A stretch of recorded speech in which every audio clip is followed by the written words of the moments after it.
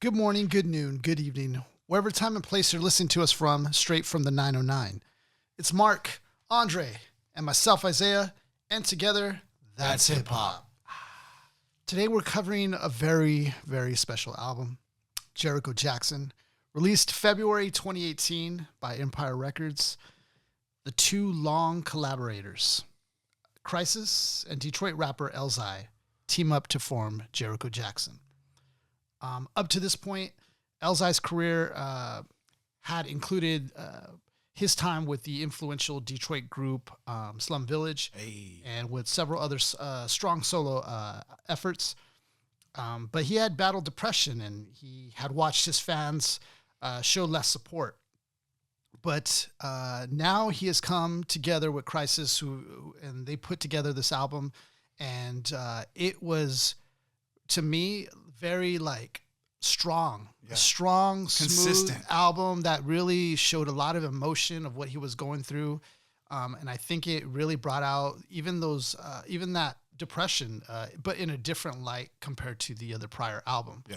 So for you guys, I'll start with you, Andre, actually. Oh, yeah, because I kind of suggested this album in a sense. I just was, we were covering a lot of the originators, and I felt like, well, eLZhi is an originator. I just felt like we wanted to cover something a bit newer.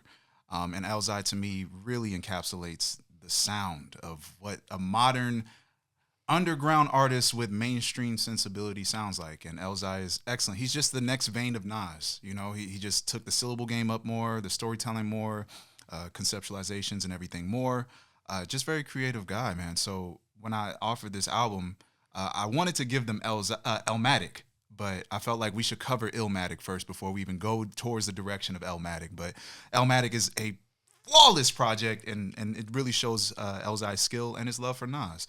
But with Jericho Jackson, it's kind of, to me, this was the album that was a resurgence, right? He kind of disappeared out of the eye of the public, and he came back with a different name. So I kind of found this album on accident. I had no idea it was like they were making this album. I found this album on YouTube, messing around in 2018. Really, I found it was like, actually, I was just on YouTube going through different music, and my little thing I do for lyricology is just to find new music. So I was just going through, and I happened to have this playlist running, and Jericho Jackson plays, and I was like, "Is that eLZhi?" Because I don't know who that is. So I listened. I found out it was eLZhi and KHRYSIS, and my mind was blown. I mean, that's like the perfect pair to bring eLZhi back. So I thought it'd be perfect to bring to you guys and to my brothers here. It's a slept-on project. He's had other projects since then. I think he's had 2 albums since then. But this one in particular, it just shows all of his range in a small project, real fast, in and out. So, yeah, I just thought it would be perfect for you guys. I found it on accident, and it blossomed for me. So I thought these guys would love it, man. Yeah. eLZhi is kind of like that. You know that term we always say, like rapper's favorite rapper, or MC's favorite MC, or whatever. Rapper. He is in that light. Like, for example, like we would say a rapper's favorite rapper could be like Black Thought, Razkaz, Pharoah Monch.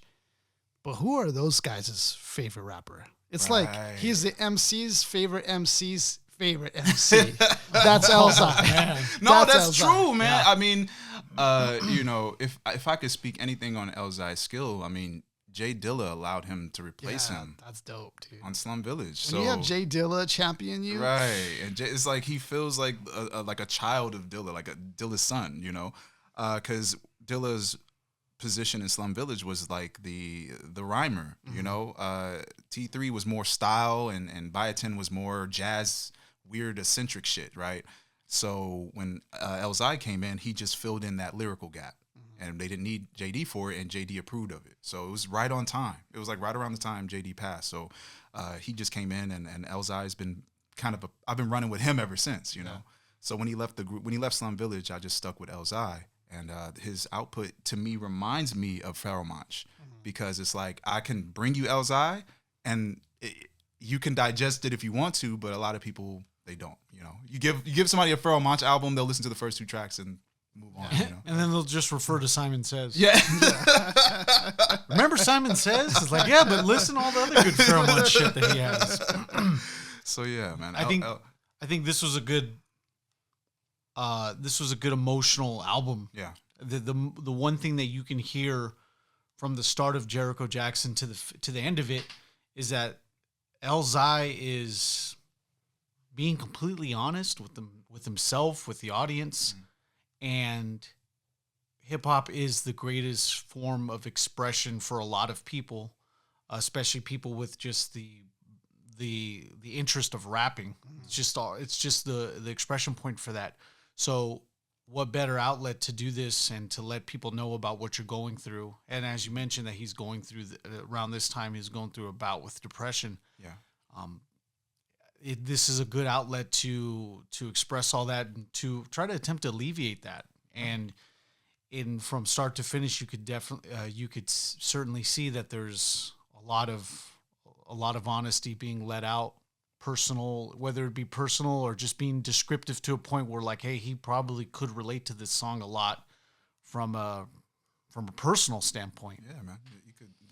The songs feel like a lived experience, man. And I think the technical skill that he has just makes the storytelling better. Yeah, it complements it. Because there's sometimes where it's like some lyrical lyricists will do too much, maybe, where it feels like you're getting hit in the head with a dictionary or something. Yeah. And it doesn't make the experience as enjoyable sometimes. Like, sometimes there's certain Eminem tracks where he's doing like a lot of fancy stuff, and it's like, okay, that's it's cool, but sometimes it's a little distracting from enjoying the music, And I felt like eLZhi did it in a way where it was kind of like under the radar. Like he throws these gems in there, and you have to like, you listen to the track a couple of times, and then it'll hit you. That's what eLZhi, I feel like. The thing that's dope also too about eLZhi that I've learned from listening to this album, because I didn't really listen to him as much until we had the opportunity to hear now, but I feel like a lot of the concepts he does, they're really dope. And nowadays it's more about like your sound, your swag. And with eLZhi, he's like a true pure lyricist. Yeah. And he puts things down that are just very difficult to put down onto wax, because you have to like to write a song about your dreams. Oh yeah. That like who's doing that? Yeah. And who's going to see that same vision that you're picturing? Right. Yeah. And he puts stuff like that, like down to wax, records it, and not only does that, but then also delivers it. Like, you have to appreciate that skill, the time that it takes a musician to really carry all the way through to condense all these ideas and to see into it these through. verses. Yeah, absolutely, man. And this kind of feels like a foray into, because eLZhi, to me, I know him more for doing concepts that are really difficult. In one of his older albums, The Preface, he had this one song where he did colors. Everything was a color thing, and he flipped all the colors. It was really like Bluetooth and Redbone, all that. He did all these flips on visuals. So he really kind of, that whole Preface album is all about these ways he's bending concepts back and forth. It's kind of a really good ability of his. And a lot of other MCs, they might talk about having money, but he will try to put the concept of making money inside of some other concept. Mm-hmm. That's why I feel like he's like Nas. You know how Nas wrote on Stillmatic Reverse or Rewind, where it's the backwards song? It feels like eLZhi would write that times two. He would really try it. He would try to write a reverse story or something, eLZhi to me feels like an evolution of the Nas Pokemon, Not that he's better, but an evolution of just period of time and what he wants to do with lyrics. As we get into it on the album, man. But what do you guys think of the production on this thing? Those beats. It sounds great. It sounds really like KHRYSIS is crazy. They took their time to really make it right. Yeah, KHRYSIS is crazy, man. And I think what really mattered on this project is having L be, in somebody's pocket on this one. Mm-hmm. The last project, I think he had a myriad of producers. This is when he's just with KHRYSIS the whole time. In KHRYSIS, he works with Ninth Wonder. He's with Jamla Productions, and those are some of the best beat makers in the world. I heard that. I heard about Ninth Wonder being kind of that the encouragement to like for them to like get to both work together. Yeah, and I feel like maybe Ninth got with eLZhi and probably said, "I can't stand to see you not making music." Right. Get with KHRYSIS right now. KHRYSIS, Right. Yeah. Go in the studio, cook it up. KHRYSIS did not miss on this one, man. Even the songs that one might skip because it's just kind of like whatever, I just listen to the beat, you know? So as far as I'm concerned, man, KHRYSIS was the perfect pairing for L. Perfect pairing for L. It just brought his sound out. He just knew what L wanted, and every beat feels like they were just catered to him, you know? Yeah. You know, he really, I think, took the feedback too and really put into, because that was the criticism on I think, was it Lead Poison? The criticism was the production, and you know, I think eLZhi's, that's not really what he's known for. Like, he's known for his lyricism and concept and all that stuff. He's a pen. So, like, you know, but the fact that he still took that feedback, came back now with this, which does show great production value. Like, it shows you, like, he's listening and he's improving. He's still getting better and better. Absolutely. So, yeah, with this album, man, I'm glad that you brought it to our attention, Andre, for us to look at. Yeah. And it's a good change up, because we have been covering, like you said, a lot of the older classics, stuff. The pioneers, Yeah, and it's great and stuff, but it is also nice and refreshing to get something more, like, you know, more a little up to date. Yeah, and I think their name being JERICHO Jackson, which is the main character from Action Jackson, I just thought that they were going for full action, meaning they're not wasting a track. eLZhi sometimes could typically write for, you know, pop sensibility on the other shits, but on this one I feel like everything he wrote on this one was deliberately about what he wanted to say. Lead Poison was really extreme. It was very depressed, and this one feels more like I'm not as depressed as before, but I got something to say, you know. And the cool part about Action Jackson, the movie, is that it's entirely based where? Detroit, baby. Motor City, baby. Yes, sir.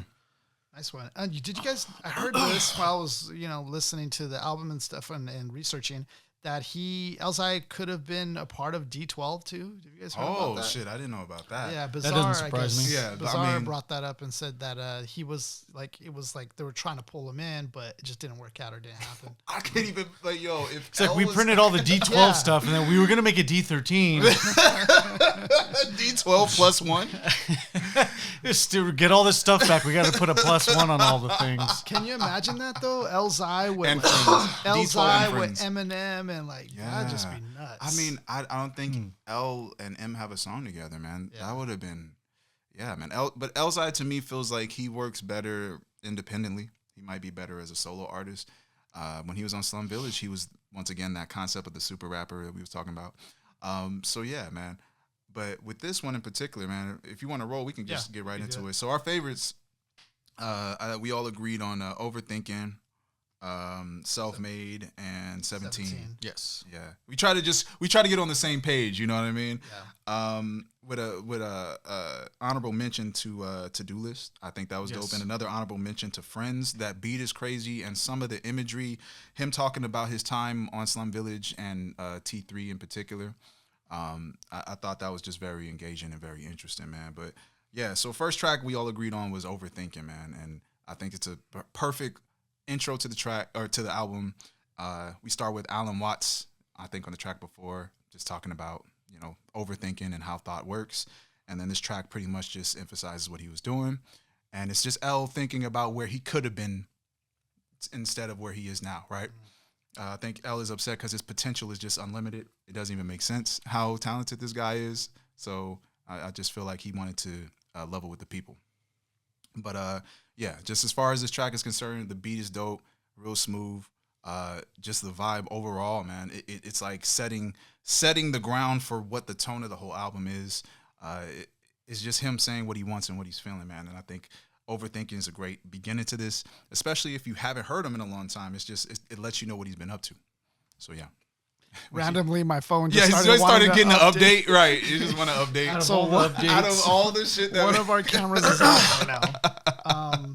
So you can't. We're not here anymore. Yeah, you know? I don't even know if we could adjust one camera and be on one screen. I don't even know if that's possible. You think, or is that too much? Well, I mean, just pull it back a little bit. Try to see if you can maneuver that. Mark, give it a shot. Professionalism, yo.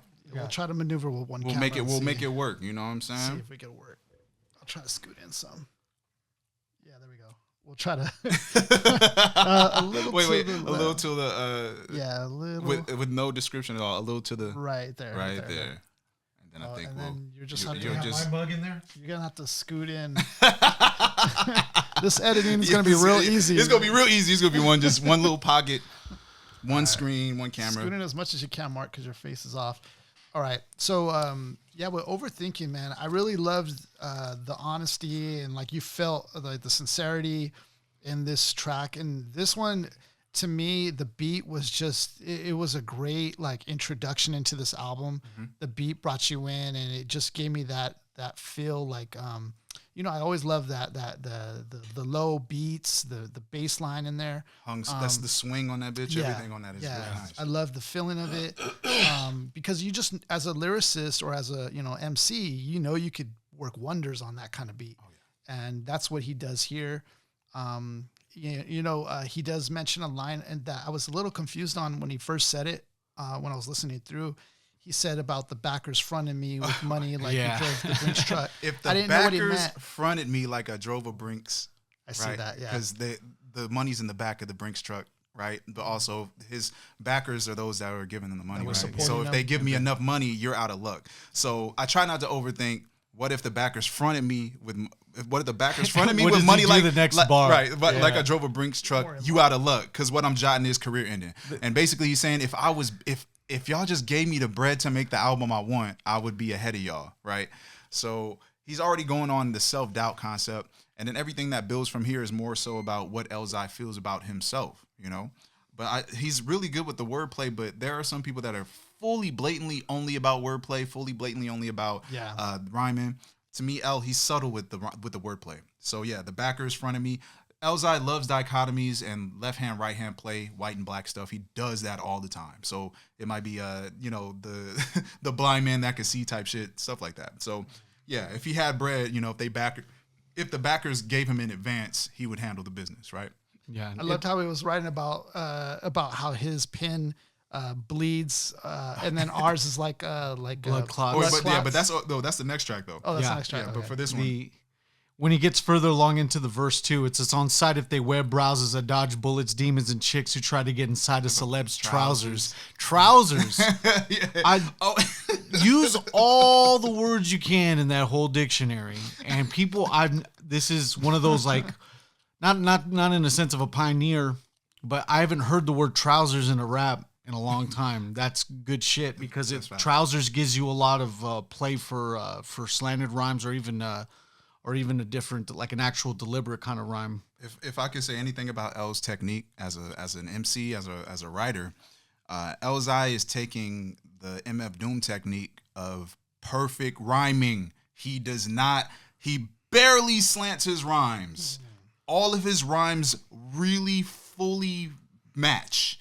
And I don't know how to explain it better than that because you could rhyme, cat and hat. That's a perfect rhyme. But cat and brag, that's a slant, right? Right. Mm-hmm. He really will go for cat, hat, that, at. Like, he won't go any other direction. The Master Ace school of lyricism. Yeah. He really goes hard. Browsers, trousers, right? To extort him, fake pregnancy and post picture just for likes out of boredom, right? So he's L technically is ahead. So I guess at one point we get so overwhelmed by the technique, we just start listening to what he's saying. Yeah. And it's just about what he could have been, man. I used to spend free time out of NC, NY, LA, or trips having meetings up in Capital, which could have blew me up and had my haters ducking shrapnel, but it wasn't meant to be. I used to wonder why collapsing under my blunders by the time that I undone a tie, right? The rhymes are crazy, man. So he's just thinking about how he messed up, fucked up his situation. He could have been at Capital getting bread, but it didn't work out. And this is the honest approach I was talking to you guys about, where it's like, maybe this is one of the first instances where he actually is revealing all this. And the one way to get out of, a depressional spout is just to be honest with yourself. And what better stage for you to do this and to like vent out than shit like this. I always say that with rapping, it's very therapeutic as well. Yeah. Because you get to express things that you've been holding or building up, and you get to express it in a way that's very articulate, that's very thought-provoking. So, to your point. For the viewers on YouTube right now, for the first 3 minutes of this angle, it was literally me being like the nanny from the Muppet Babies. Like, well, I thought that it was going to be really descriptive. And what you guys don't see and what you guys hear is me off camera with just my hands exposed in the shot and just describing everything. So I was like, really, but now I'm back in the shot. But so if I cut this way, just be mindful when you're talking. Yeah, there we go. Perfect. Professionalism. We did That it. shot was so We're here. ridiculous. So most of the time, Mark's gonna be out of frame. I also like the fact that he sets up the pushing Sebrings bar. Yes. Way later in the line, but Wait, but what you're saying. Okay, so this line I thought was interesting, right? You either change the way you see things or keep poking at a hive and wind up getting bee stings. Because I was looking up to D boys pushing Sebrings, so he's doing a B, C, and D play. Bee stings, D boys, Sebrings, because out there in Detroit too. All these layers, man. I look at him and I'm like, he's squeezing in these little schemes on top of the story he's telling about his real life, man. Keep a bankroll and drop a G string. Right. So, man, I feel like he was talking about where he wanted to be and he just wishes he could get there. And I think that overthinking cycle is what gets him stuck, right? And then, I like this. Wait. When they're serving time, if it's moms who they were serving, what I think that they deserve a dime. Let me think. Hell no. And that's off the top like an elbow that fell low from the turnbuckle. So yeah, man, I love that shit, man. Off the top elbow fell low. So he loves off the top fell low. He does the left right hand. I call it left hand right hand. He does it all the time. He loves that shit. So everybody got flaws, including me. I'll admit that. I'm just a kid born in the city where the skinny niggas die trying to get fat and sit at the round table thinking once I found a down label, we could build a foundation if the ground's stable. Man. And that's the best way to find a great foundation right there. Right. Make sure you're on stable ground there. But down label, ground stable. My very first contract, I signed jerk me, stuck a toe inside of waters that one would define murky and I almost drowned, right? So he's talking about what he did with Slum Village and how that fell apart. I mean, there's some speculation that T3 really did him bad, man. So, yeah, all that happened with Slum Village didn't go out his way. Yeah, I heard it with this manager that his management and his partner T3, they kind of fucked it up for him. T3 didn't really like step up for him or nothing, just kind of like let it go. Right, and the other two passed, so Biotin and Dilla. And even this is even an allusion to like his success because it says with bricks tied to both ankles, sinking way below the level of Slum. Yeah, the level of Slum Village down lower. That's how it goes down behind the scenes. I know what you're thinking when you slip up. If your mind is king, so like them just betraying, whether it be the Don or like just the crime boss. I mean, it's just like your own people turning mutiny on you and doing that. Exactly. So I think the question he puts here is like how, other people asking him, ain't you a genius, eLZhi? Like, how did this happen to you, right? So to follow up what Mark was saying, right? I know what you think and how you slip up if your mind is king. Know it all, smarty pants. They would have hemmed your designer jeans, right? So he's saying that he was so smart. He thought he was ahead of everyone, right? These industry dudes were so smart. Your designer jeans, he's talking about your jeans, your literal composition of a being. So your designer jeans, you're a unique person, right? You are a designer person. So they would have hemmed your designer jeans. They would have made you. You could have been their plant. You feel me? So he went hard on this one. That bar is hard. Yeah. Hemmed your designer jeans. I was green with a dream and it manifested. These anorexic pockets would have 100 grand investments. So he's saying that would have worked out for me, but the game tore him apart. He's one of the smartest dudes in the game and they shut him up. So it's deep game, man. Reading this lyric sheet and listening to the actual song, you wouldn't think that these are both one and the same. You would have thought that this lyric sheet was more fast paced. Right. But the good thing that I noticed about eLZhi is that with the compliments to the Beats by KHRYSIS, going with these lyrics, slow pace, descriptive. You don't have to. You're not. The audience isn't catching up to what you have to do. Less re-listens. It's not like super fast or anything. The description's more in depth with that. Yeah. And L's known to, he could rhyme the whole everything. Yeah. I feel like he took a more mature approach with the rhyming. He didn't go Tech 9 with it, which he could have, but he didn't. And it got us to really dive into what he's talking about, right? He's talking about if he would have had the 100 grand investments, right? My pops wouldn't have to find a job again, right? So he's talking about how, like, come on, eLZhi is telling you his dad got to get a job. He's not rich, truths, man. right? Yeah. My pops wouldn't have to find a job again, and maybe my aunties wouldn't be beefed out because that's the problem when your sister gone. Yeah, he rhymes crazy. You know how I do. They know she would insist upon building back a consistent bond until they not existing on the planet, or maybe I'm just overthinking. So yeah, very solid, man. Dope shit, man. L really handles this shit, man. And then the last one, he's just talking about how he has to approach this music. He's trying to do something for y'all, but he doesn't know what you guys want. He's held up by the sake of the label, the sake of the art, the sake of him wanting to do it, and even the money that comes after. Yeah. Wait, I got it. All these thoughts inside my head keep me up at night. I cue a beat, plug in my earbuds, let it bump and write something heavy, or is it something light? But here's a dope one. Do I base it on Pump It White or thoughts about Trump and right? So bass. Do I make a song about bass? So do I base it on Pump and White, right? Because bass pumps sound, right? So eLZhi will have 3 layers in one layer, but he's telling a consistent story. So it's like I said, you got to find the next layer after the 2 layers he already put there. Yeah. So do I base it on Pump and White or thoughts about Trump and right wing conservative, right? Or even bass is a slang term for cocaine too. That's what I'm saying. Yeah. Oh yeah. Yeah. So Pump and White, right? Yeah. So yeah, base it on Pump and White and then keep going from there. So he has they're like internal word plays, man. He's very creative, man. But yeah, he's just talking about how he's trying to write this shit, right? Maybe this ain't the track for that. To do the multi-syllables and acrobats, I need to knock it out the park with crack the backs of championship back-to-backs. Yeah. So yeah, he goes crazy, man. It's like, how do you be a lyricist in today's game? Because, it's not so much about lyricism. A lot of times it's about other things, all these other factors, whether you're charming, you're personable, whether you're just very productive. How's your social media working? Yeah, like how's that's what's more about than rather than the lyrics and how do you be that kind of rapper in today's and still? I say that there's different ways to prove yourself now and to be like gentlemen like Jack Harlow's doing the White Man Can't Jump reboot that no one asked for, by the way. No one's ever asked for that. No one needs it. But in the example of Jack Harlow, he actually was doing music and then becomes an actor. Right. It's like just different ways to do it. Right. But also to the fact that he has he has a team behind him with the social media side too. Right. So it's like it's who you can get behind you, and as of right now, it's like what record label's gonna want to take all that in? It's like, oh man, we can actually use Jack for a lot of attention to our label, to our artists. That's what it's about. For features there. That's what it's about in the industry. Yeah, versus if you find yourself being an actual artist first, and then coming along and actually popping off on social media. Maybe your hit single pops off on social media, and then you go about that way. Yeah.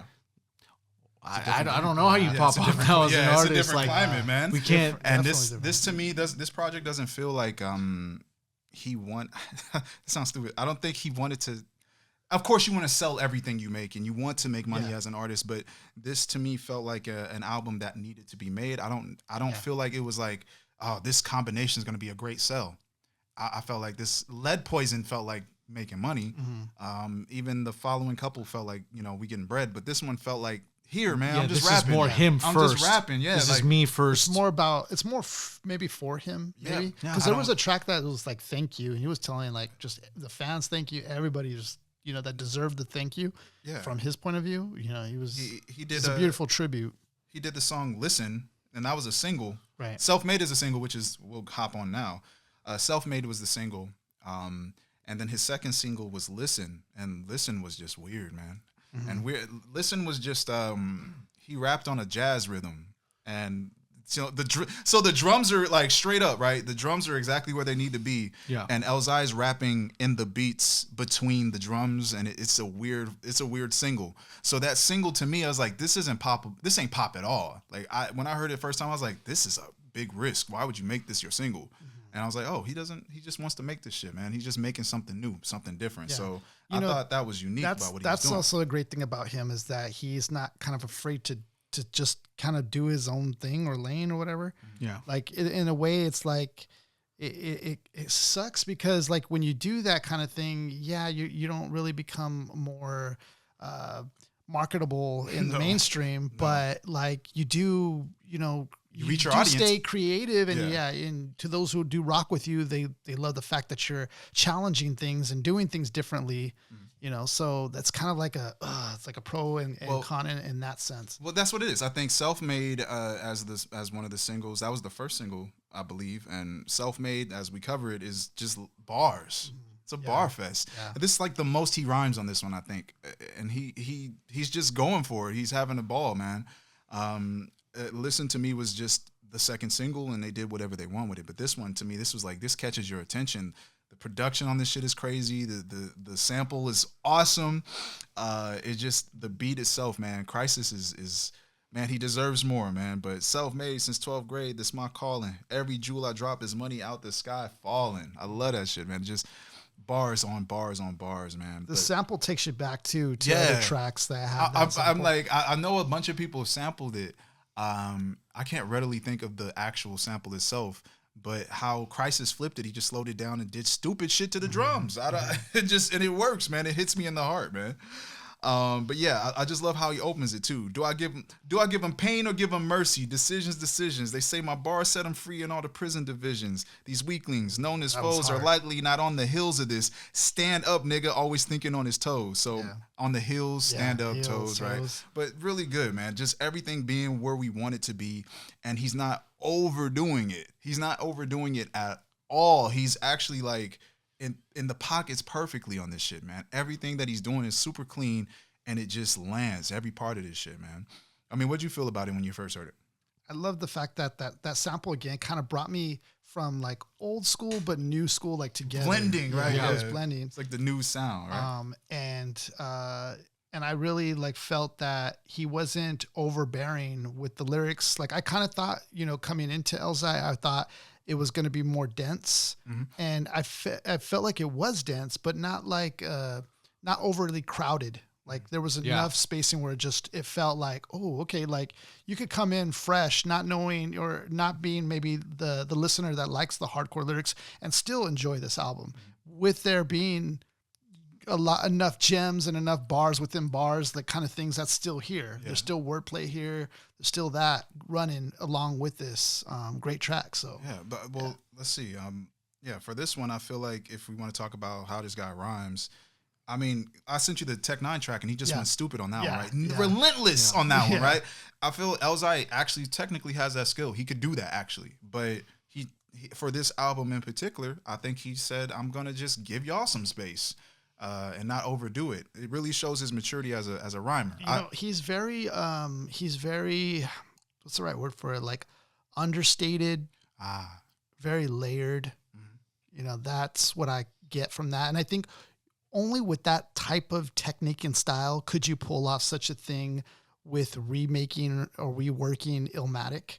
That to pull something like that off. You're not in your own head. I was telling you guys like that. I was like, what the who do you think you are? Who can pull that off? That album is untouchable. Yeah. Like you cannot go around touching that album. Like it's goated. And to match rhymes with it and shit. To build a song do something like that, I was tripping out because what MC can do that or has the balls to do that? You know what I mean? Mm-hmm. And so I gave eLZhi a lot more credit, understanding, the type of lyricist this guy is. Oh yeah. And now going into it, I know that this guy's a swordsman. This guy's the real deal, So look at this one, right? My calling, sky falling, eyeballing, thigh crawling, right? Perfect rhyme all the way through. Like everything is matched exactly perfectly. I can't emphasize it any stronger than that. A lot of the rhymers we have today, I'm guilty of it. We slanting, man. Slant's easier. Yeah. Slant is so much easier. I don't have to think about what a slant can do for me. But when it's a perfect rhyme, man, you have to really land every little fucking sound. Yeah. And El makes this part of his style. I don't ever see him break it, man. So jotting, right? El is that nigga. Some of y'all forgotten what I've jotting, right? My pen bleed while yours be blood clotting. Yeah. He's still on that match. It's still there, man. So really sick, man. Oh, wait. He finna smaz. Me get 8, not on my watch. It could be 7:30, then 30 minutes pass. Science and dollar signs are underneath my D fitted. Saw a light at the end of the tunnel. I like my tree with it. That's just how I'm blazing. Nothing short of amazing. Had a brush with death, and all it did was make my wave spin. Listen to this, y'all. All right, so science and dollar signs are underneath my D fitted, right? So under his hat, science and dollar signs, right? The way he's rapping, the way he's thinking, right? Mm-hmm. Saw a light at the end of the tunnel. I lit my tree with it, right? He's smoking like a joint. Yeah, but he's meditating. So I saw a light at the end of the tunnel. I lit my tree of life with it. So he has a song about meditation. He loves meditating. He loves these layers. He has a dark layer and a light layer to everything. Yeah. So saw a light at the end of the tunnel. I lit my tree with it. That's just how I'm blazing, right? So I'm blazing like Kundalini. That's just how I'm blazing. Nothing short of amazing. Had a brush with death, and all it did was make my wave spin. So if he had a brush with death, he had a near-death experience through meditation.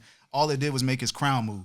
So if you meditate, your crown gets stimulated. So this dude has these layers in here, but he makes it sound normal as fuck, right? He makes it sound completely normal. Science and dollar signs underneath my D-Fitted, starlighted in the tongue. He's talking about smoking, but he's also talking about meditating. Really dope shit, man. Numero uno, owning watches made by Hublot. Every time I step it up, y'all stoop down to a new low. That's hard. That's hard. Either do more planning or shoot yourself in the foot with the 4 cannon and hit the floor landing where you're standing.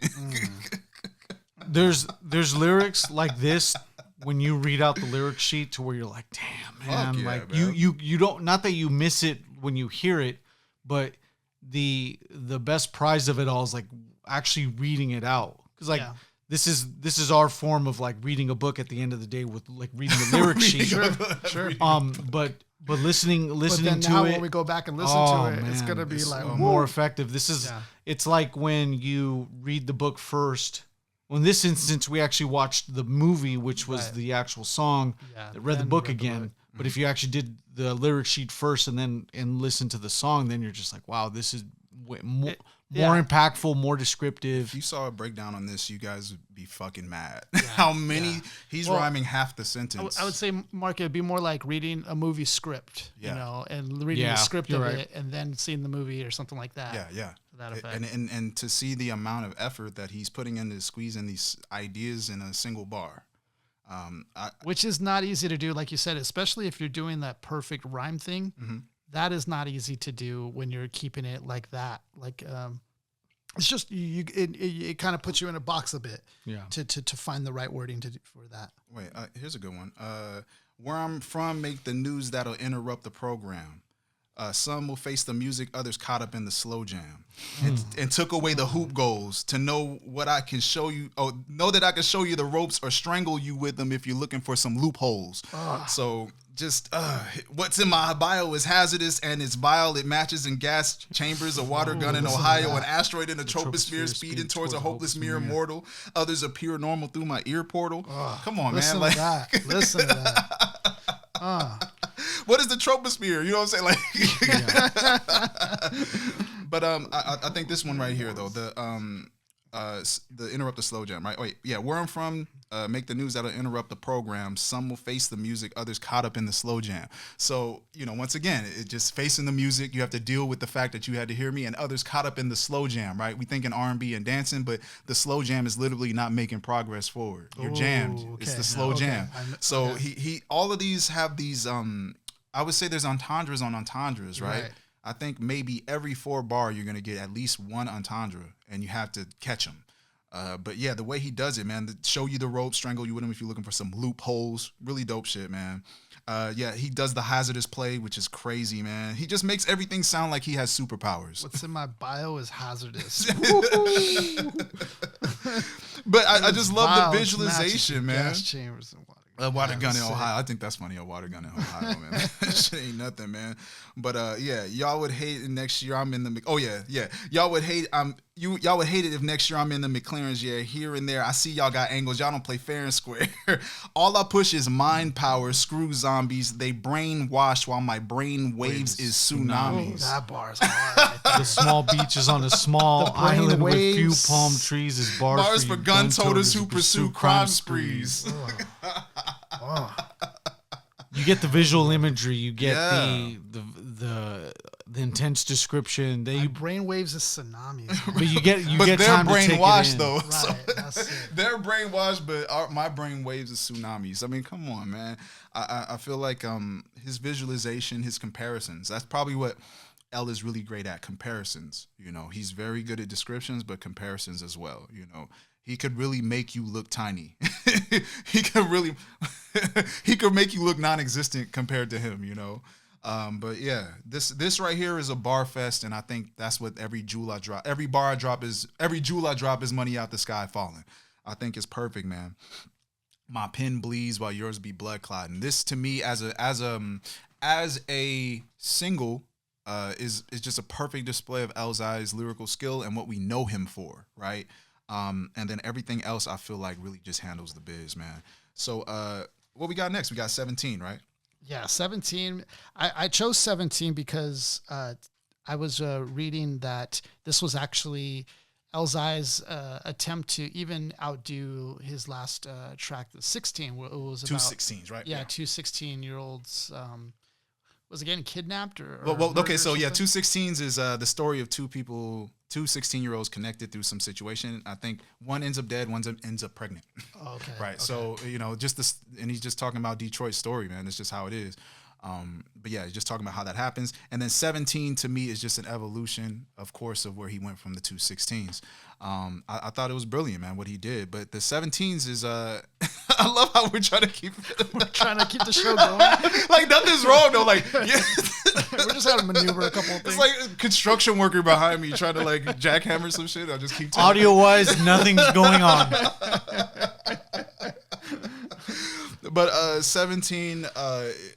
But the video side, we're all fucked. On my end, both my buddies here, they agreed on 17. We had Friends for a second, then we pulled off of Friends. Friends has some really incredible lines. There's this crucifix line that kind of made the whole song for me. Yeah, the crucifix build up. It was I thought that was crazy. I thought my friend double crossed me, and I thought about it. That's a crucifix. Those abusive sticks. I just thought that was dope. But the beat was hard too. Oh, the beat was as well. crazy. Now, okay, so on this one, the beat on this one is wonderful, and then we get a beat change that's crazy. The beat change is crazy. So verse 1 is just it's butter. I think he sampled a Nerd song from Nerd's last album, and it's actually a really dope song. He sampled an old Nerd song. That's Pharrell. He's chopped up. And then the next one, I can't remember the song, but I know the song. You know what I mean? How he flipped that one and chopped that sample up. It's reminiscent of what Ninth Wonder does, but I feel like KHRYSIS has his own angle on how he gets to his drums. Ninth Wonder, Ninth Wonder put the crown on Ninth. Godlike. But KHRYSIS, to me, he has a different angle of how he approaches his grooves and his drums. He chops like Ninth to me, though. His samples are where he places the sounds in the samples. I feel like they have a similar way of getting their samples in the song. But Ninth and him have a totally different drumming angle. They don't drum the same. And on this one, you really can feel it. You could feel how good his drums are. So the first beat is dope, and then the transition to the second one just made me... Oh shit! I stood up when I heard the second beat. But as far as on this one, man, it's just talking about this young man. I feel like he's just archetyping black people in Detroit. And he's just talking about a young man that was actually doing pretty decent. And then once he got to 17, he started making mistakes. And basically by the end of the track, he ends up in jail. But he doesn't end up dead like 16. The 216s, one of the kids ends up dead. And I think the chick ends up getting pregnant and losing the father, right? And the father, they're both connected. So the guy that got her pregnant, she ends up getting killed. Yeah, there we go. Her cousin kills him or something like that, right? Really dope story. On this one, this young man, he's doing well, and then he ends up getting caught up in the life, dealing with drugs, acting a fool, and then at the end of it, they get his house gets raided. He ends up in jail, and essentially he's just like, well, you still got an opportunity because you're not dead, right? You can still keep going. So hopefully, when you're 18, you'll do better, right? At the end of the track. But then he ends with a gunshot. Yeah. So I don't know. I don't know if it's like at least alludes to the possibility of there being even an 18, but kind of closes it in a way too. Yeah, so so I don't know if he closed it off. But of course we do everything in threes, so we might get an 18. But as far as my man's rhymes on this are still exactly where we were, what he's capable of, man. But yeah, you be the youngest corpse haven't seen for a pair of Air Jordan size 11 clean. You would hustle during REM hours if you pushed up daisies or Gari stem flowers. What the fuck? What do you mean? REM hours, Gari stem flower. That kind of shit right there. Perfect rhyme. It's perfect. And after he makes the allusions to death, he says, "Look alive. Now everyone has your best interest at heart. Wouldn't be close if y'all interests apart." The interesting part. At 16, you work a shift at Mickey D's. Read comic books, kept your room clean and your grades up. But now they slipping like bloods hanging when they're cripping. Wait, now they slipping like bloods hanging where they're cripping, right? So I love that shit, man. I just feel like he keeping it street, man. And I love how he did that shit, man. Put the cock back. Oh, yeah, there we go. Now they slipping like bloods hanging out where they cripping. Put the cock back, stick the clip in. You see how girls love the jewelry dripping and gossiping about what they whipping. So he's like, I know at your age, you're getting caught up in the lifestyle because you're looking at it. That's all around you. That's all you're seeing. You and them never locked lips. When you were 16, you lost your virginity a month ago. Weeks before that, you started puffing dro. So he's already on that path, right? Yeah. Hanging with the wrong crowd, joyroading in a stolen car, banging songs loud. Mom kicked you out the crib because you stayed out all night, stayed high all day. Oh yeah, out all night and stayed high all day, and then that would make you fight. Then you thinking you grown, you only 17, you wouldn't have been the youngest corpse haven't seen. So I've seen this story happen, man, especially as a black man. There's just something about young men that feel like they're grown. They feel like they're 30 by the time they're that age, you know? Yeah. So I've seen this happen quite a few times. You don't give a F, dude. Right. Like, you're literally kind of reckless. You're in your own universe, you know? No one could tell you any different either. Right. Verse 2, now you off the pills, pushing wheels, stacking up some dollar bills. So to me, I feel like the beat changed also represented maybe the transformation of him. The time advanced. Yeah, and him being older, him making different decisions, right? Yeah. And then I feel like that's symbolically where they went, man. So really fucking amazing storytelling, man. To live the life you hear about portrayed inside of rap songs and see inside of movies made by Paramount. So Mom's the praying Godfather. for you, wonder what the prayer about. Is it the duck low areas that your rivals airing out? So yeah, last week your man's got shot, but he recovered. He came home, murdered one, looking for the other. So his homie got killed and he killed just the wrong the trife person. life, man. But I'm saying he fucking with the wrong people. Yeah. But he's 17 and he's already going through this. You know, so I feel like L wanted to speak for the young men in Detroit. I want to compliment something I noticed about eLZhi, and I'm hoping I can describe it as effectively as I can. So in this next bar that we're coming up on, so now you stay strapped at all times because life involves crimes that would kill you, like the fall from a tall climb. Now, being that descriptive and being, this is not atypical of describing falling from large heights. Yeah. eLZhi does that a lot with other descriptions. Yeah. And he does that a lot within the Friends song that gets an honorable mention as well. Right. But I am seeing a unique trait in eLZhi to where it's like, I haven't seen that. I haven't seen that in a rapper to where he can describe stuff so and make it sound effective, but it's so atypical. descriptive in a small amount of time. It's not typical is what I mean. Right. But yeah, from a tall climb. I just like that. That stood out to me because and it rhymes with all times. I just it was a way to connect that rhyme, but you never hear someone's like, yeah, man, he just fell from a tall climb. Yeah, it's different. Yeah. I like that. Hey, you hear about Tommy, man? Tommy fell from a tall climb, man. But living wild, taking Xanny, sniffing nose candy. When you got the call from your first telling you that, he get a call from old girl that she's pregnant, right? She hasn't had her period. Of course, she wasn't here. Young and inexperienced. You were just 16 last year working the drive-thru as a cashier. So that he just mentioned him working at Mickey D's in the first verse. He just brought it back when he was 16. So the visual is still there and he's still consistent with what he's writing the song about, man. Sometimes you pass there and reminisce and now you in some hot water and your choices are to swim a fish. Because last night is when your spot got raided. Be lucky that no hot shot sprayed it. Spot got raided, hot shot sprayed it, man. Come on. I like the perfection of his rhymes reminds me of Doom so much. Doom is so it's just his rhymes that audibly that's what stands out. You know, some rhymers are incredible, but what L is, I think he takes that extra time to make sure all these words fucking match perfectly. Spot got raided, hot shot sprayed it. It's perfect. It's perfect, man. You thinking you grown, you only 17, you wouldn't be the youngest corpse that heaven seen for keep your mouth shut and stab your knife into your brethren's spleen. So in the other one, he said you would go into your reverend's jeans. So he's still changing aspects of the hook and just adding new elements to it. Really dope shit, man. And then hope you make better decisions when you're 18 and then you know. So I really feel like the way that he put this one together, man, it does feel like a sequel to 216s. Definitely. It definitely does, man. This shit is solid, man. And I think, like, overall, man, to have this shit literally fit into eLZhi's skill set and for him to make a sequel to a track that some people don't even know he's making a sequel to, I love that shit, man. Really good, man. Conceptually, he's always great with concepts. Man, I just want to mention Friends for a second if I can, man. Friends is dope. A minute and that's it. Friends is dope. Friends is really dope. The beat is eerie. Mm-hmm. It's almost scary a little bit. It's like it's something foreign. I don't know what he sampled or what he used, but it's just the sound on that beat. Everything on that just sounds really weird, but the drums is crazy. The bass line is crazy. We use like some alien. Yeah, some alien chords or some shit. Like, what was he using, man? From like a horror movie or something? I don't know. But just he went in on the T3 thing and what he went through with Slum Village. And I thought that was really interesting. If you wanted to kind of get a feel of what he went through, he has a song at the end of eLZhi talking about, it's a bonus track on eLZhi talking about what happened with the label. And then he talks about it a little more on this one too. And I just thought Friends was dope. And it you could feel his pain. Yeah. And he's just talking about, about everything about me, every call, every shut-off notice, my ambitions, getting sued by the label, trying to stay mentally stable, all that shit.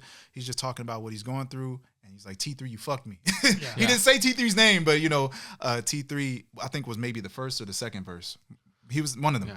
And then the other verse was just about other people. But I thought that was really deep, man. With the title Friends being an acronym for fake relationship involving enemies needing disguises. So when he says that on the second or third playthrough, I'm listening to it, and then I noticed that on my car dash it says Friends, and it actually stands for the acronym. I was like, where's the acronym at then? Yeah.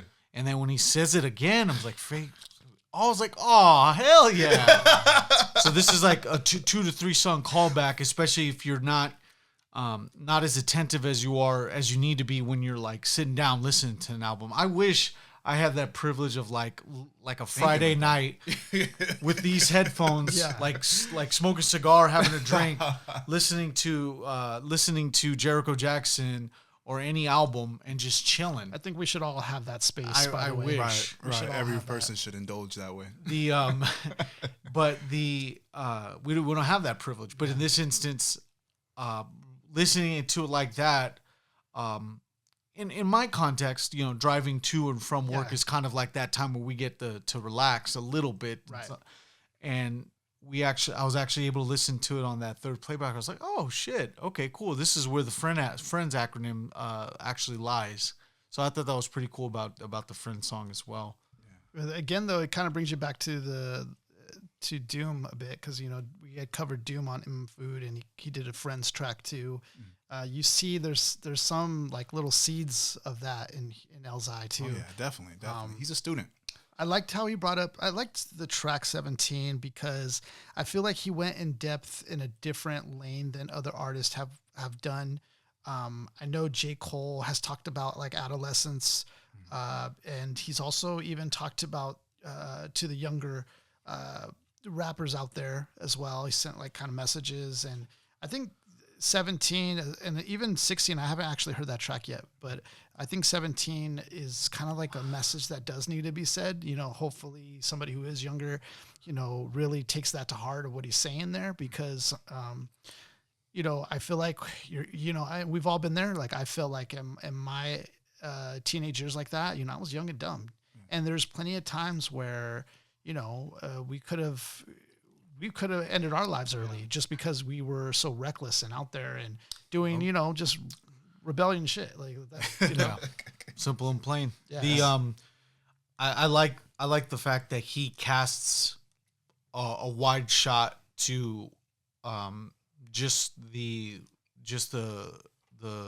lower socioeconomic class of people of just the common teen. Like I said, the common teen, where it's like, hey, you might be working a fast food joint, you might be you might be interested in dealing and doing all this, but this is kind of like, as soon as you get the gun, you're gonna go by the way of the gun, right? And I Sounds hope like a trap. I hope that his idea was this was to at least deter a few, because you're not going to be able to deter them all when they listen to the song. But hopefully every 17-year-old. Everyone that listens to it, at least, we hope. But I mean, hopefully they get to the right side of the tracks with that. That's what you could hope for, and I think that's what the message might have been to a certain extent.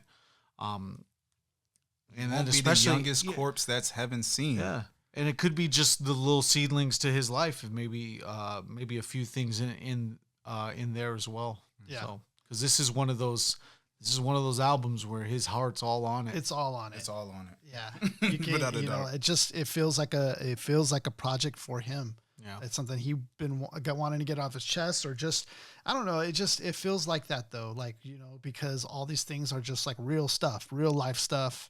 that he's processed at this point. MCs always have that one song that they pour all their heart to, and one where they emit a lot of truth and a lot of things that need to be told to somebody. But us as men, we don't like, we only like confining to other men for those kind of things. But in some respects, we like letting certain things be heard. Yeah.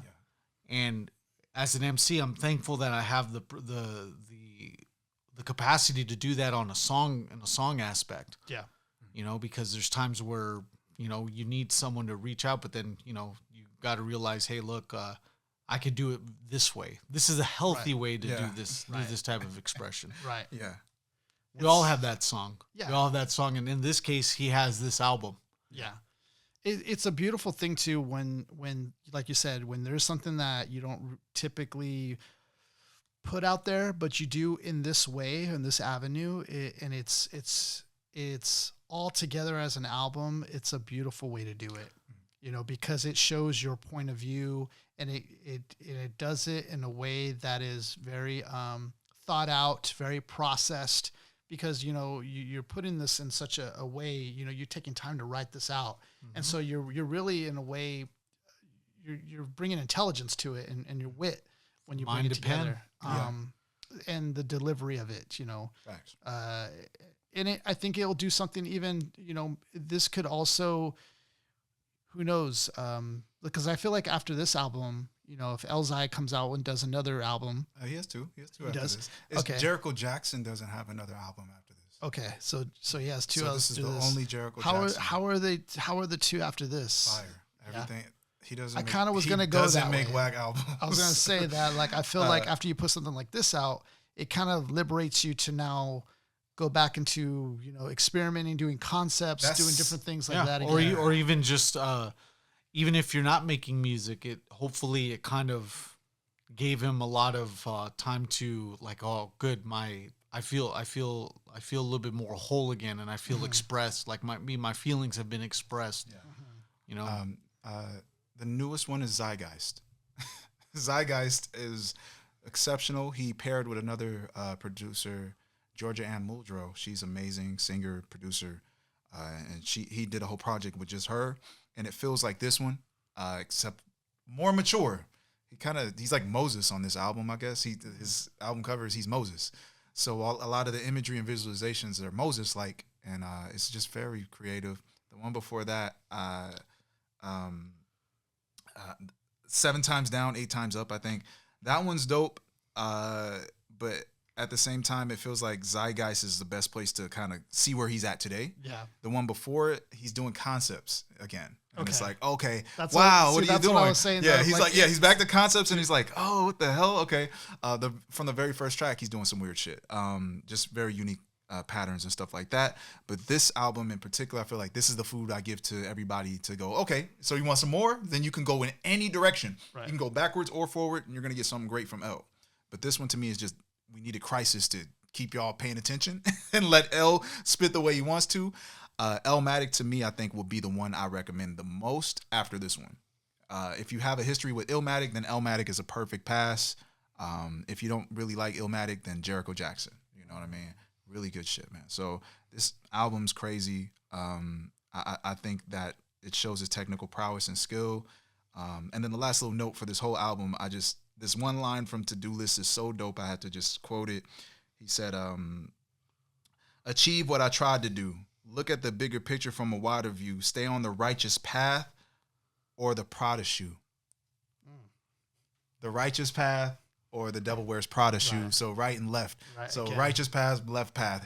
And that simple little ass line just hit me like, he's so dense lyrically, he has to A$AP Rock himself, which is like, A$AP Rock is so out of our context of what he's like, what are you doing lyrically, right?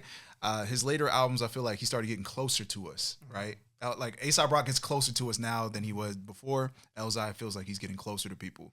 Before, he was just so dense, So to me, it's a perfect digestible meal from a very lyrical guy. And again, Mark, what you were saying, like falling off the cliff, and then that kind of is another example Fall of that. the tall climb. That again with the Prada shoe is a different way to spin it. Mm-hmm. You know, Yeah, ruin the righteous that's gonna be a different example. Yeah. It's a unique. Again, this is a unique trait that I haven't seen in an MC, ever. So it's really ever. When you listen to something like this, and when you hear that for the first time, when you hear the tall climb or go down the route of the Prada shoe, trousers, try to get celeb like, trousers. Your mind clicks, especially if you've listened to hip hop for a long time. You briefly scan through it, like, well, I haven't heard that. It could. Let's go to the most common thing we've all heard in hip hop. College knowledge is the most used up. It's for non-gangster rap. I think Eminem did a little video about throwing those things like bombs, Saddam. Yeah, or like if you got bottles, I better not hear you talking about no models, right? Yeah. In this instance, we hear the least used of a description, and we use but it's still as impactful. Yeah. Mm-hmm. That every word that he knew, something that stands out. Studying like a university student. And as MCs, you always want to stand out, even with the most minor characteristics, because even those things show up more prominently than college and knowledge. Right. He would rhyme knowledge binge or something, right? Like he would rhyme that phrase. He would find some kind of way to go in that direction. Like a college kid on a knowledge bench. He's your favorite. Is he one of your favorite rappers, or is he your favorite rapper? No, he's just like top 10 for sure. Only because I watched his progression, and his sound to me felt like what I mentioned before, like the evolution of Nas. Not saying he's better than Nas. It's just I've never seen Nas attempt any of the things that eLZhi does. Nas will really write a song backwards, right? And eLZhi, he has a few where he does these concepts. I'm like, what the fuck? Lead Poison, he has one where he takes the perspective of the song. It's called Hello. Oh, yes. And he's trapped in the song. Right. So every time you play the song, he's the song saying, I'm trapped. I'm on a loop. You keep playing me. Help me, right? The song itself is crying help, and you keep listening to it. It's crazy. The concept alone is crazy. Yeah. So, as talented as he is with his concepts, I love when he goes in the concept direction. That's where a lot of the punsy stuff comes from, especially from the earlier projects. I always try to trick, right? I'm going to rhyme one syllable, or I'm going to rhyme the whole sentence, right? Some stupid shit like that. I'm going to rhyme colors, right? That came from eLZhi. But really that birthed from Nas. Just the idea that you can write a story, but wrong, with some kind of gimmick attached to it. And eLZhi, to me, his skill level, it's not just rhyming. It's the concepts. It's the way he approaches it. He has a great voice, and he has so much love and respect from every direction. Right. He definitely has a great backing. It's just fame sucks, to be that popular and then to be what would be deemed as an underground artist now. Yet this man can be in any room. So yeah. Oh, I had the pleasure to speak with Jay Barber, his manager. Oh, okay, yeah. So I got to talk with Jay, and I had did eLZhi's song Egocentric for bar breakdowns, and Jay Barber saw it, and he called me. I had a conversation with him, and talking to Jay Barber, it was a really interesting idea that he was like, I kind of didn't know what the song was about until I saw your video.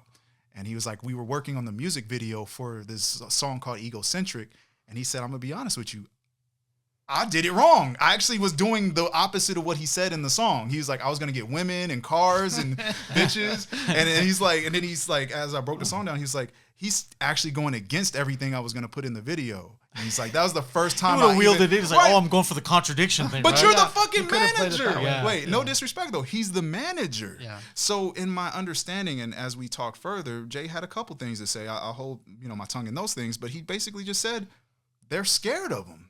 Everybody's scared of L. Like they don't want to work with him. Like managers or like no, MCs they MCs. They don't want to get on the track with L. And I as a true MC, I think it's just fear. You don't want eLZhi on your track. He can do anything. His range is really practically unlimited. Just whatever you're doing, he can do it too. So enough eLZhi praise. He's one of my favorites for sure. But really, he taught me a lot. You wouldn't get a lot of what you guys have today if it wasn't for L. So, yeah, it really started with Slum. So Slum Village, and it comes all the way back to Jay Dilla. Yeah. It always comes back to Jay Dilla, championing man. You. Like, can you imagine that? It's like such a sick entry point, you know. Yeah. To be approved like of by Dilla, though. Dilla says, please take this position. Yeah, the stamp of approval. Oh, like, come on. To live with that? Come on. That's dope. That's beautiful. yeah. I really enjoyed eLZhi a lot, man. I feel like I want to listen to a lot more of his stuff, especially the concept stuff and the other things that he tries, because I feel like, you know, nowadays, I mean, we're losing that. You know, we don't have like that as No one's standing out. Yeah, no one's standing out doing stuff like that. And, you know, and I feel like in the same lane with MF Doom, like, you know, those kind of guys are special, you know, and we don't want to give them that love now, you know, or that attention that they should have now. Right. Because it's unfortunate that because the way the industry is, and, you know, it's all about other things, you know, and so it's to take it back to lyricism and try new things and rap. Like, I love that.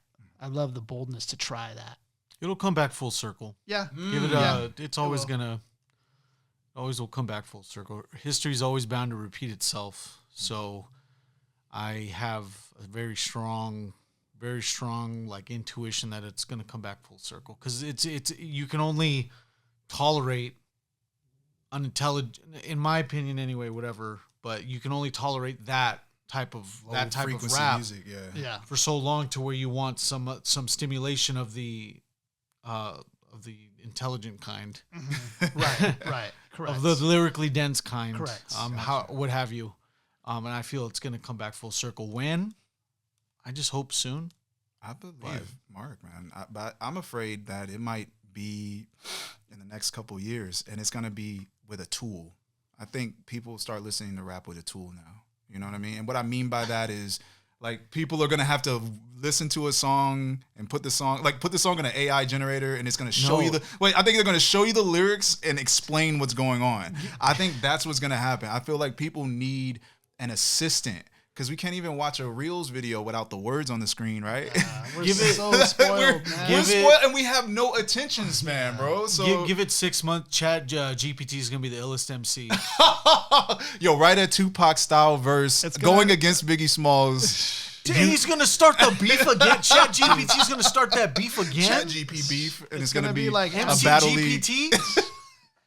It's gonna be like Android 17 or something like, and it's gonna be a human. It's gonna be a human MC battling him. Right. Disaster going against Chat GPT. 9 Mile. eLZhi versus AI Mile. AI Mile. It's gotta be M versus AI, man. We just gotta let it be what it is. Eminem. That's a crazy one. Eminem's our John Connor. That's a crazy one, dude. So wait, hold on. We could cut this out whenever we want. So check this out. Okay. Chat GPT takes all the lyrics from all the rap songs ever made, Right. collects them, Right. and then filters out, actually starts learning hip hop. Right. Does any style. Any style imaginable. Does his own discography. Makes 10 G-Funk albums, 10 rap albums, 5 New Jack Swing albums, It could really do this. rap albums. 2 trap albums. Yeah. Produces them, and they all become platinum. Oh, Right. shit. Okay. Chat GPT then becomes the highest grossing artist of all time, but he doesn't get any money. Right. Now, who signs him? He makes his own label because he has all that capital. So now Post-aftermath. there has to be someone. Chat GPT's finally full of ego. Right. Okay.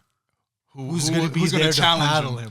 So it's going to be like the Cell Games. That's a script right there. There's going to be the Cell Games version of rap. Right. The chat games. Who's and the it's- Goku? Like, we need Gohan and Goku. It might be a semblance of what? Kendrick Lamar. Who's going to be the Piccolo? Wait, Eminem, Kendrick Lamar, J. Cole, and Right. they might need Danny Brown for like that Dennis Rodman type of vibe. Dog. Dude, so are we really going to like... KRS-One as the mage. Chat GPT can Benny literally Paz do will be this, somewhere right? in there. Because it does voice It can do too? that in Yeah. less than 5 minutes, Shit. man. It can recognize voice. It can watch video in 0 time. Oh you know? my god! So it knows the perfect MC voice. Yeah, you can literally tell it it. will know as soon as it computates. You're gonna have to get the M on your head. it became self. Oh my god! It takes the information into Eminem. Holy crap! And it uploads to M. That's Majin M. No, see, that's gonna need to be the solution. So Elon Musk would need to do the neural link to Eminem. Stupid. So he's like Neo from Matrix. He has to go one. He has with to plug in, Matrix. and he has to learn. Holy and then crap. there will be an M on M. It'll be Eminem. M will be the one. There's gonna be an M if on you break down, M. no. If you break down Eminem, it actually turns into one. No. No, I'm just kidding. Don't think about it too long.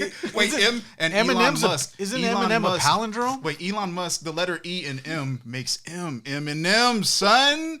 Oh Yo, my gosh. Elon Musk and M come take down the AI, son. It's gonna be beautiful. The Sentinels. Wait, Sentinels with bars though. They have no weaponry. They just have bars, and they have DJ Chat equipment. GPT raps of futures past. Yes. Which is we're basically combining movies. Clone Wars. as we Clone Wars. as we would like to close out. Make sure you guys listen to the Jericho Jackson eLZhi KHRYSIS collaboration. Wonderful project. It's a very amazing project. It to me it felt like eLZhi took a deep look internally and was able to express himself, and that to me is true artistry, to where you're able to do that, and he felt comfortable enough to do that. So that's like a very good way to alleviate his well-documented depression during this time. That's what I felt. Right. Anything else you guys wanted to close out with Jericho Jackson on that? I loved it. Well, I mean, I was gonna say with with depression and stuff like that. I mean, that to be able to do this now and like really kind of in a way just leak it out in a way where now it's like you processed it is great. Is great for anybody, because that can really bring you down, and who knows, like we could have never heard from him ever again, right? But yet, no, we got album and even like the other albums that you had mentioned after this.